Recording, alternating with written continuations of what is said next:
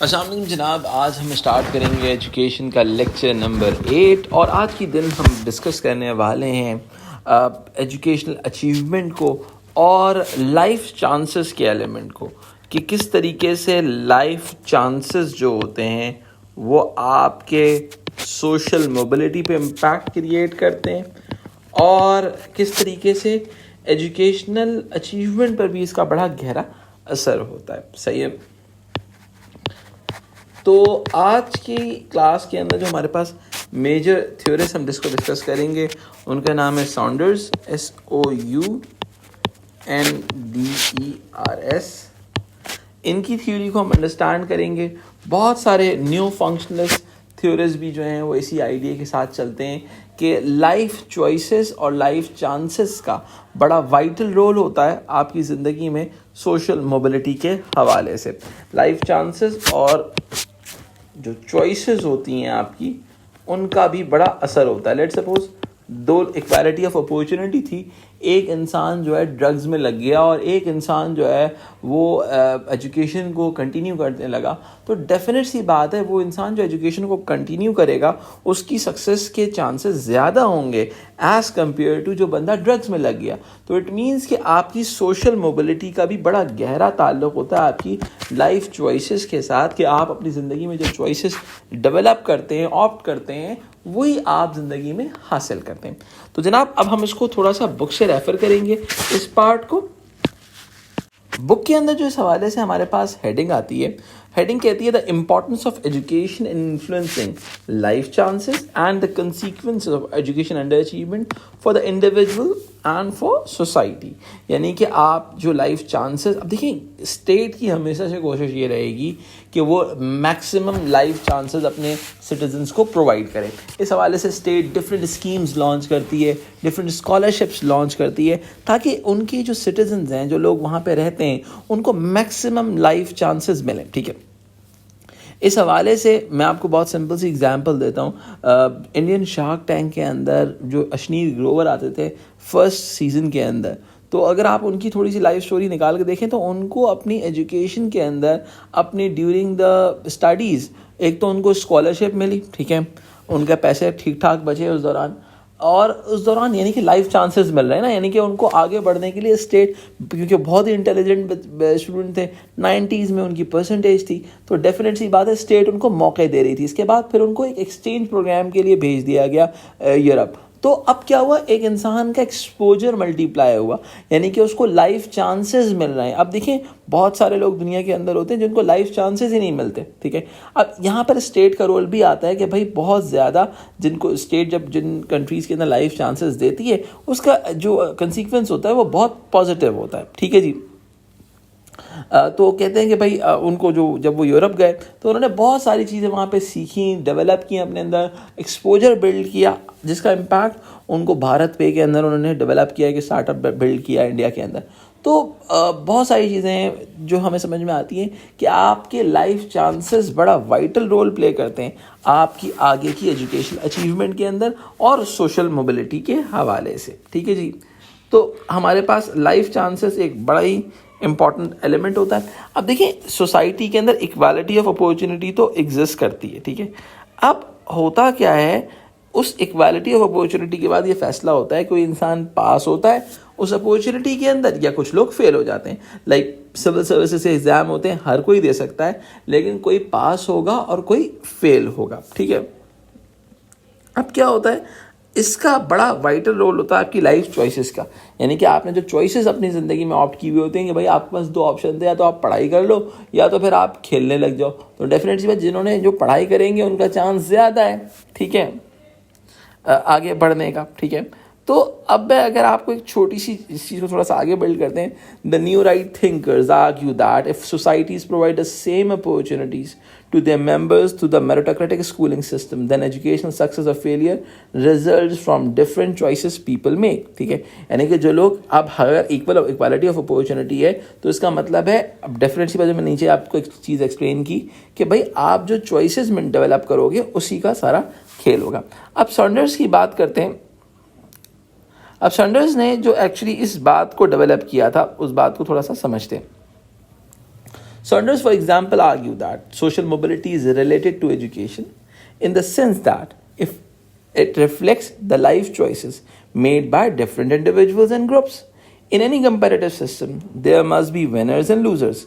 Some people will have more good things in life than others.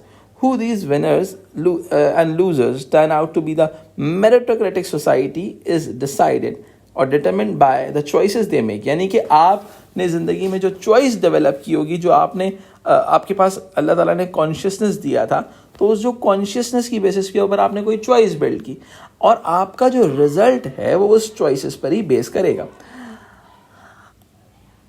Not by the factors. अब क्या कहता है कि भाई बहुत सिंपल सी बात है, यानी कि in a meritocratic society is decided by the choices they make, not by factors such as class, gender or ethnicity. यानी कि आपने जो लेट सपोज कोई एक बंदा इक्वालिटी ऑफ अपॉर्चुनिटी वाले सिस्टम के अंदर अगर वो मेहनत करने की चॉइस को ऑप्ट करेगा तो उसकी एथनिसिटी का कोई इम्पैक्ट नहीं होने वाला उसके रिजल्ट के ऊपर. Saunders argues that the middle class parents invest heavily in their children's education and this investment choice combined with the hard work by the children themselves is rewarded by the higher education qualification.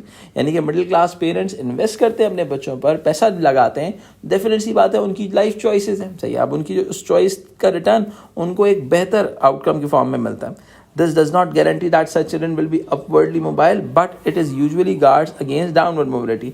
यानी कि इस बात की guarantee नहीं है कि वो upper class में चले जाएं, लेकिन उनको नीचे गिरने से रोकती है उनकी बेहतर चॉइसेस. ठीक है. अब अगर इस चीज़ को आगे लेके चलते हैं, यानी कि इन्वेस्टमेंट चॉइस मैंने मेंशन कर दिया, ठीक है, आपको नीचे गिरने से रोकती है. ठीक है. अब मैं आगे लेके चलता हूँ. Differences in achievement are seen by the new right as a result of unsuccessful students choosing not to participate. बहुत सारे लोग जो पार्टिसिपेट ही नहीं कर रहे. जैसे पाकिस्तान के अंदर अब जो अर्बन एरियाज़ हैं वहाँ पर CSS जो सिविल सेंट्रल सुपीरियर सर्विसेज होती हैं उनके एग्ज़ाम देने का कल्चर ही नहीं है. ठीक है. अब यानी कि वो लोग पार्टिसिपेट ही नहीं कर रहे इसके अंदर, तो डेफिनेट सी बात है उनकी लाइफ चॉइसेस ही नहीं है, उन्होंने चॉइस ही नहीं डेवलप की. Where individuals end up in the class structure is also outcome of their life choices. यानी कि जिस क्लास स्ट्रक्चर में अपनी आप ज़िंदगी ख़त्म करते हैं वो आपकी लाइफ चॉइसेस हैं. यानी कि बिल गेट्स ने कहा था ना, if you born poor it's not your fault, if you die poor it's your fault. यानी कि आपने अपनी ज़िंदगी में गलत लाइफ चॉइसेस ऑप्ट की हैं. For example, the difference between the choosing to work consistently in school to gain qualification or leaving school as soon as possible. कुछ लोग स्कूल को कंटिन्यू करेंगे, कुछ लोग स्कूल को कंटिन्यू ही नहीं करेंगे.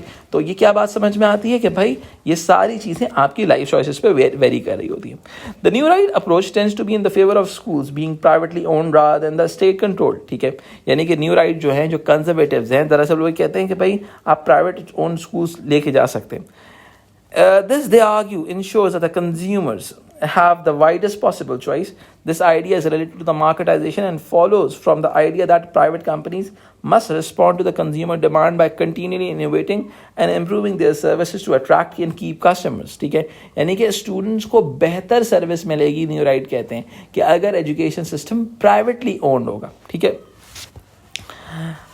अब आगे बढ़ते हैं. This limits the chances of mobility for children from the lower levels of society whose parents cannot afford to pay for an alternative education to that offered by the state. ठीक है. कहते हैं अब जाहिर सी बात है जब अगर प्राइवेट सिस्टम होगा तो जो लोग लोअर क्लास से बिलोंग करते हैं तो उनके लिए रिस्ट्रिक्शन बिल्ड हो जाएगी. The very rich, for example, self-select their children by paying for the private education.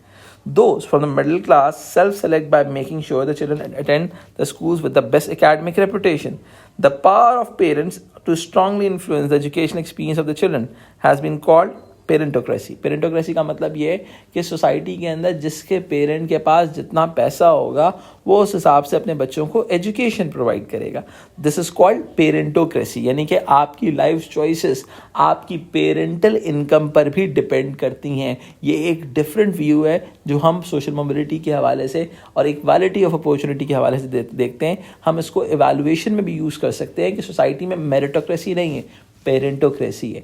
यानी कि जो लोग ज़्यादा जिन पेरेंट के पास ज़्यादा पैसा है वो अपने बच्चों को बेहतर एजुकेशन प्रोवाइड कर पा रहे हैं एज़ कम्पेयर टू दोज जिनके पास पैसा कम है. तो यानी कि इक्वालिटी ऑफ अपॉर्चुनिटी नज़र आ रही है लेकिन एक्चुअल में पेरेंटोक्रेसी एग्जिस्ट करती है.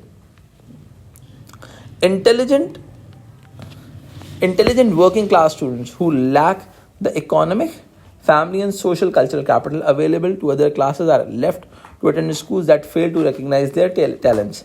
As a result, they may be end up being committed to academic failure and lack of mobility.